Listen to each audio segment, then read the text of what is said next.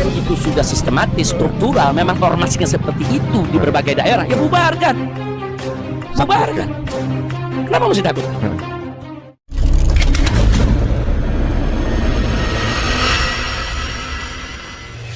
Heboh di tengah kisruh Hercules versus Kang Deddy Mulyadi, Jenderal Gatot Nurmantio dan Jenderal Sutioso, hingga Ormas Gripjaya yang semakin menjadi sorotan, mulai dari dukungannya kepada para pejabat tinggi Indonesia hingga berita kontroversi yang menjadi perbincangan para tokoh dan masyarakat luas.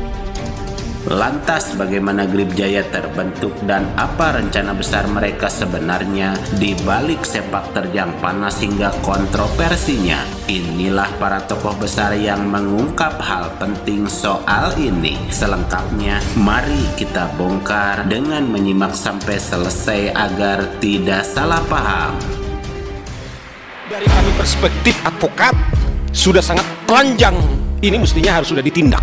Dan organisasi yang disebut GRIP, ya, harusnya dia pun sudah bisa dikategorikan untuk dibubarkan, ya.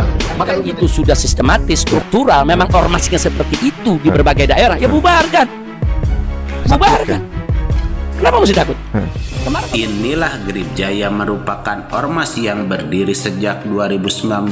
Pimpinan Hercules Rosario de Marsal berasal dari Timor Leste, dikenal sebagai sosok figur kontroversial, mantan gangster preman Tanah Abang yang mengaku dekat dengan Prabowo Subianto. Ia mendirikan Gripjaya yang diduga untuk memobilisasi sinergi dan jaringan dengan pemerintah serta aparat negara. Ormas Gripjaya memiliki 292 anggota Dewan Perwakilan Daerah, 215 Dewan Pimpinan Cabang, 691 pengurus anak cabang yang mengklaim memiliki 1,4 juta anggota yang tersebar di sejumlah daerah di Indonesia, yang kini kerap menuai kontroversi sejak awal terbentuk, seperti insiden bentrokan dengan Ormas Pemuda Pancasila di Blora dan di Bandung pada Januari lalu yang mengakibatkan 12 orang terluka dan sejumlah kendaraan mengalami kerusakan. Aksi pembakaran mobil dan penganiayaan terhadap anggota polisi di Depok pada April lalu. Kemudian perseteruan dengan Kang Deddy Mulyadi yang mengancam akan mengerahkan puluhan ribu anggota ormas ke Gedung Sate, hingga perseteruan dengan mantan Panglima TNI Gatot Nurmantio yang melontarkan amarahnya kepada Hercules sebab menghina mantan Gubernur Letjen Sutioso. Satu, dia menghina pensiunan Kopassus. Kau juga menghina presiden saya, Jenderal Prabowo itu. Mana Jenderal Kopassus? Pangkostrat presiden saya. Kau bilang bau-bau tanah lagi. Saya juga bau-bau tanah. Yang sopan bicara. Selanjutnya, kontroversi Ormas Gripjaya juga viral di Bali yang mendapat penolakan dari Wagub Giri Prasta, pecalang dan sejumlah warga. Bahkan para pejabat pun seperti menjadikan Gripjaya dan Hercules backingan untuk pasang badan, seperti yang terjadi terkait dugaan ijazah palsu Jokowi. Dan dari banyaknya kontroversi tersebut, seperti para tim advokat di DPR menginginkan Hercules ditangkap dan Ormas Gripjaya untuk dibubarkan sebab selalu membuat kegaduhan.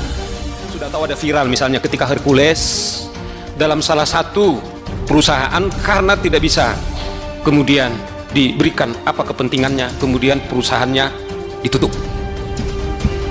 Kalau dari kami perspektif advokat sudah sangat telanjang, ini mestinya harus sudah ditindak. Itu yang dikatakan Daniel. Adakah sampai detik ini kita berbicara, jangankan dibekukan, diperingatkan pun tidak.